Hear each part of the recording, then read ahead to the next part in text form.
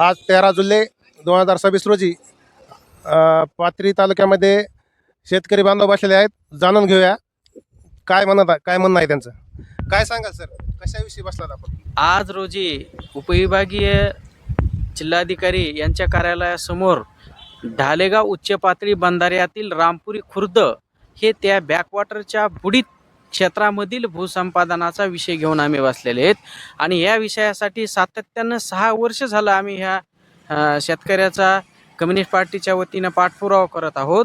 आणि आज जे मागणी घेऊन बसलो तर ह्याच्यामध्ये प्रमुख मागणी आहे की जायकवाडीच्या कमांड एरिया व ढालेगावच्या 1100 हेक्टर जे काही लाभक्षेत्र असलेल्या रामपुरी गावामधल्या शेतकऱ्यांना जे काही 65 एकर बुडी क्षेत्र आहे त्याला हंगामी व बागायतीच्या दराने आम्हाला भूसंपादनाचे पैसे मिळाले पाहिजे.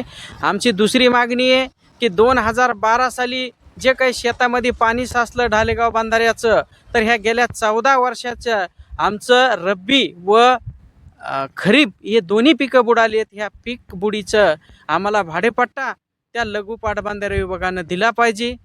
तिसरी गोष्ट अशी आहे की जर ह्याच्यामध्ये जे शेतकऱ्याचं जो प्रस्ताव आहे, दर आहे, ज्या नात्र्या बंधाऱ्यामध्ये 10,500 रुपये गुंठा दिला होता, त्याच प्रमाणामध्ये ढालेगाव बंधाऱ्याच्या रामपुरी गावामध्ये सुद्धा मूल्यांकन करून 10,500 रुपयाचा दर द्यावा.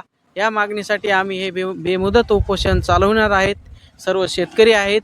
जोपर्यंत न्याय मिळत नाही, जोपर्यंत काही लेखी आश्वासन देत नाहीत, तोपर्यंत आम्ही इथे बसणार.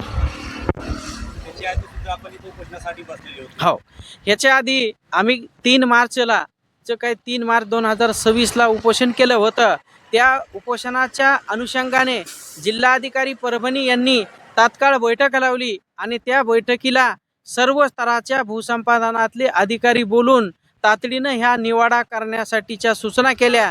त्या सूचना केल्यानंतरचा जे निवाडा झालेला आहे, त्या निवाड्यामध्ये नात्रा आणि रामपुरी ह्या दोन्ही गावची जो तफावत आहे दरामधली, नात्र्याला 2023चा प्रस्ताव आहे, त्या प्रस्तावामध्ये 10,500 रुपये गुंठा दर लागला. आणि आम्ही आज 2026 उजाड्याला असताना आम्हाला जो दर दिलेला आहे 6,551 रुपये. आमची प्रामुख्यानं मागणी आहे की ते दर वाढा पाहिजे.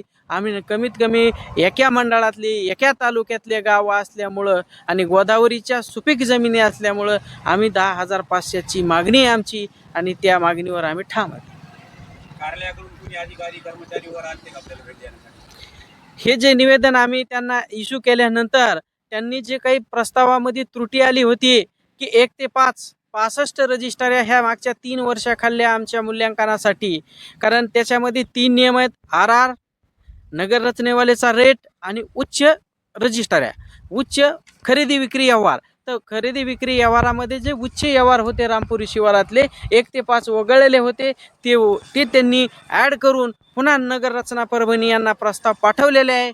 आणि एक मागणीला आमच्या येस आलेलं आहे. राहिल्याच्या पुढच्या 2 मागण्यासाठीचं जर ह्या वरिष्ठ कार्यालय किंवा भूसंपादन अधिकारी पाथरी यांनी जर ठोस आम्हाला काही पत्र दिलं की हंगामी बागायती आणि बागायती या विषयाचं जर क्लिअर केलं, तर आमचं उपोषण आंदोलनाला यश येईल आणि आम्ही त्यावेळेसच आमचं आंदोलन वापस घेऊ.